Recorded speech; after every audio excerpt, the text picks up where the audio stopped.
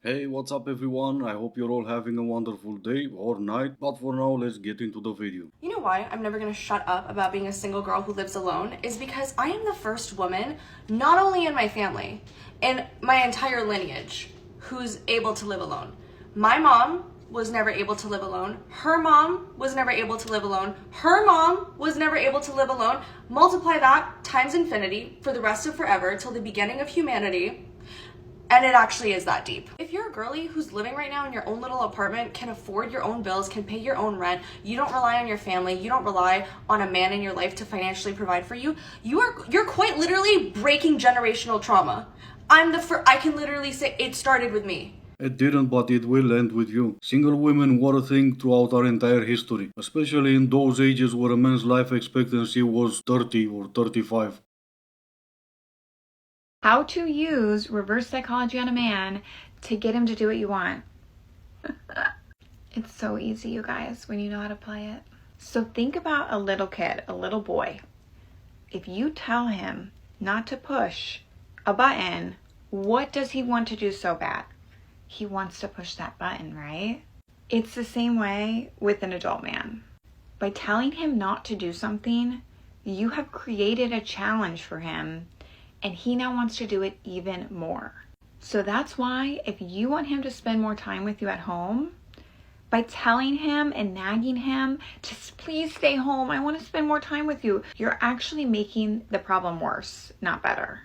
Yes, ideally this man loves you, but we're all human at the end of the day, and this is just human nature. Yeah, I'm pretty sure if he doesn't want to spend any time with you at home, it goes beyond human nature.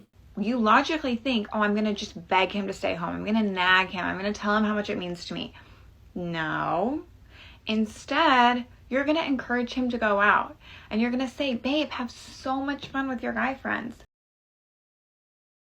How is it empowering to spread your legs for random dirty men that are probably doing the same with hundreds of other women? Gross DNA, gross energy, gross everything onto yourself. Aren't you grossed out? Aren't you just grossed out? Like, is your womb that dirty? Is your body that low value that all it takes is Tinder or a drink or a meal at a restaurant for you to lay down and invite someone inside your body? Is that all it takes? The thing that was supposed to be most sacred, the thing that was the last thing on the table, the thing that men have worked so hard, had died trying to earn, is now the first thing that we offer. Well, what else is there? I'm not trying to be rude, but I will because you think me just being a man makes me gross and dirty. What else do you have to offer? You're no longer told how to be a good wife, how to be a good partner. You keep bragging about I don't cook, I don't clean. So what else do you have exactly? If that question offers you some difficulties, maybe ask yourself this. What will happen if they legalize SCX work everywhere? How many men will turn to those women instead of dealing with you? Why don't they legalize it? Because if they did by 2030, it's not gonna be only 45% of you that will be single, or you're gonna have to start acting right.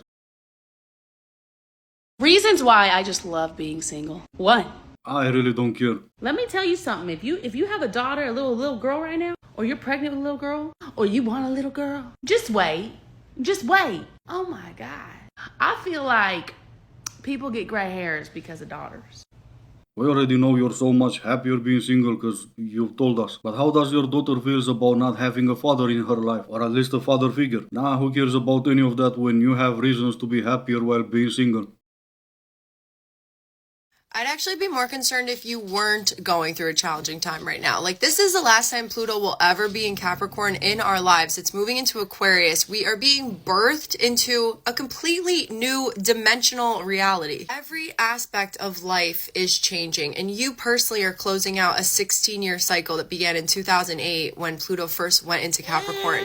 How that shaped your own values and how it shaped the values of the society and community you were born into. We are going through this massive change, and it can be quite uncomfortable. Closing out a massive cycle like this can be quite uncomfortable. For me, it was for half my life for closing out a cycle. So if you're not going through a challenging time, is your head buried in the sand? No, I'm just lucky, I guess. Lucky to be, in fact, normal in the head. Something enters something else and it's gonna change. Yeah, exactly nothing. Nothing changed since '08 when something entered something else, except now there's way more of you regurgitating all this crap.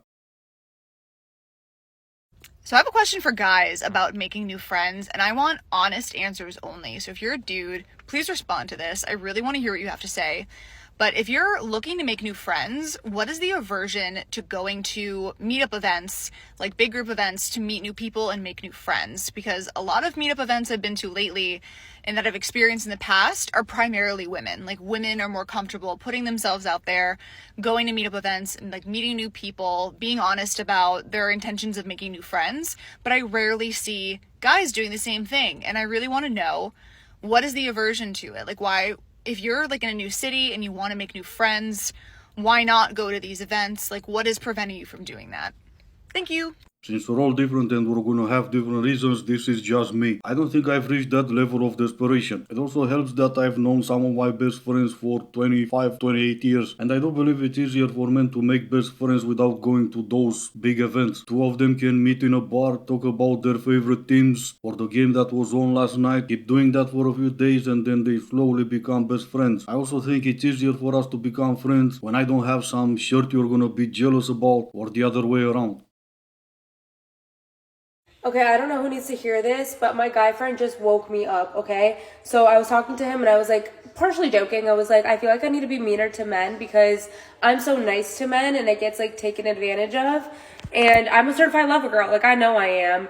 And he was like, so what are you gonna do? Play games? I'm like, yeah, it always gets the guy. Like, guys like girls that are mean. I don't know how to describe it, but they do. And he was like, a nice healed man or the right man for you is never going to make you feel stupid for having a loving and giving heart.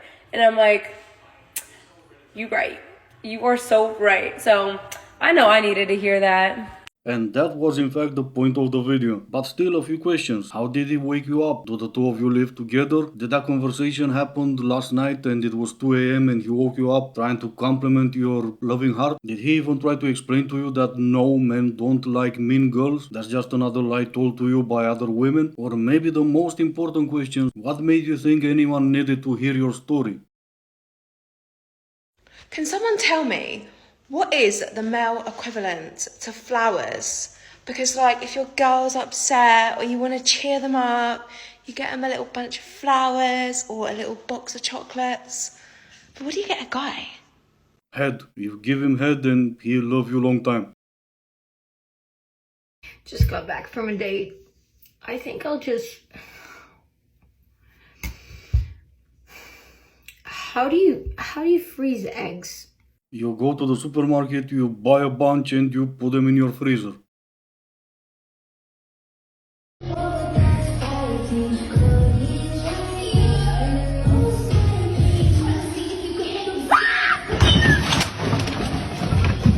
Alright, this is gonna be it for today. As always, I do hope you enjoyed it. If you didn't, I still appreciate you for making it this far. Thank you all so much for watching. Stay safe and I will see you in the next one.